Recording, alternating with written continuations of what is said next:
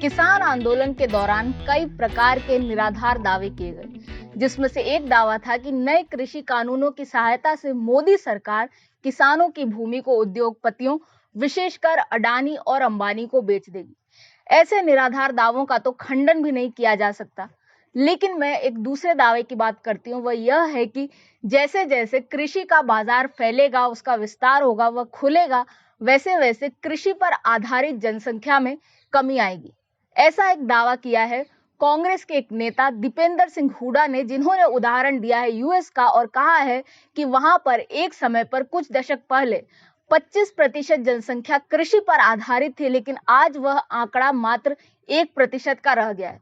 यदि कांग्रेस नेता को यह बात बड़ी लग रही है तो मैं उन्हें बता देना चाहती हूँ कि इससे भी कुछ दशक पहले 50% लोग कृषि पर आश्रित थे।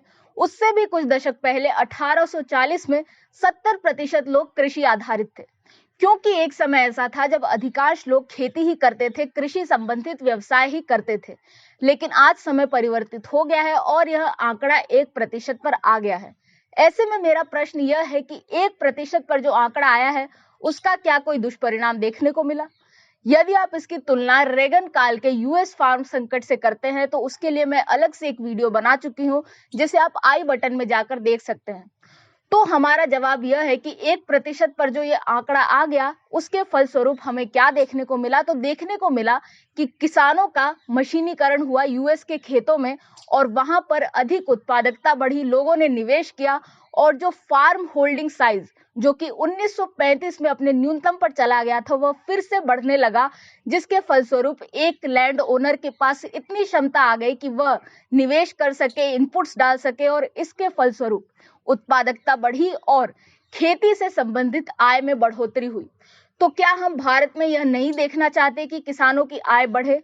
मुझे लगता है कि कांग्रेस व अन्य विपक्षी नेताओं की चिंता का विषय यह है कि वे किसानों को एक वोट बैंक की तरह देखते हैं और यदि यह जनसंख्या कम हो गई, दूसरे क्षेत्रों की ओर चली गई, तो उनके वोट बैंक को खतरा हो सकता है।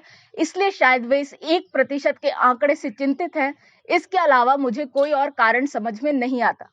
अब भारत की बात करते हैं, जहां पर यह माना जाता है कि 40 से 45% जनसंख्या उस क्षेत्र पर आश्रित है जो कि अर्थव्यवस्था का मात्र 18% भाग ही बनाता है।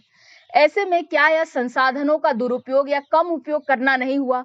बेहतर नहीं होगा कि हम अपने मानव संसाधन को अलग क्षेत्रों में ले जाएं, जहां पर वे ज्यादा कमा भी सकें और देश के लिए भी ज्यादा योगदान कर सकें? इसके अलावा ये जो बात चल रही है कि 2020 से ये जो कृषि कानून आए हैं उससे ऐसा होगा, तो मैं इस बात का खंडन करना चाहती हूँ कि इससे पहले से ऐसा हो रहा है। और इसकी तुलना के लिए 2004-05 में एम्प्लॉयमेंट एंड अनएम्प्लॉयमेंट सर्वे किया गया था, उससे लेकर 2018-19 में एक पीरियोडिकल लेबर फोर्स सर्वे किया था। इन दोनों की तुलना करने पर आप पाएंगे कि ये जो 40% 20 से 59 वर्ष की आयु वर्ग के लोग खेती पर आधारित थे उस समय, वे आज मात्र 23% हो गए हैं। यानी इतनी बड़ी गिरावट आ गई है। ऐसे में ग्रामीण क्षेत्रों में रहने वाले भी हर 3 में से एक व्यक्ति ही खेती संबंधित काम करता है। उससे भी ज्यादा बड़ी गिरावट इसमें देखने को मिली है कि जो आयु वर्ग 20 से 29 वर्ग की है, वह जहां 35% लोग कृषि पर आश्रित थे, वह आज मात्र 14% हो गई है। इसका संकेत यह है कि आज का युवा खेती की ओर नहीं जाना चाहता, शिक्षा के बढ़े स्तर से वह दूसरे क्षेत्रों में नौकरी करना चाहता है और इसके फलस्वरूप जो मीडियन एज थी खेती करने वालों की, वह 35 से बढ़कर 40 हो गई है। दूसरे देशों में देखा गया है कि जब खेती की मीडियन एज बढ़ती है तो खेतों का मशीनीकरण होता है, लेकिन भारत के सामने एक दूसरी समस्या है, वह है लैंड होल्डिंग साइज। 2010-11 में जहां यह 1.15 हेक्टेयर थी, वहीं 2015-16 में यह मात्र 1.08 हेक्टेयर हो गई है। ऐसे में इतने कम लैंड होल्डिंग साइज में कैसे कोई व्यक्ति निवेश करे या तकनीक का उपयोग करे? और जब तक वह यह नहीं करेगा, उसकी उत्पादकता नहीं बढ़ेगी और खेती में किसान जिस तरह से संघर्ष कर रहे हैं वैसे ही करते रहेंगे, ऐसा देखने को मिलेगा। इससे बेहतर यह होगा कि जो यह आशंका जताई जा रही है कि खेती में लोगों की जनसंख्या कम हो जाएगी, वह सच में हो जाए।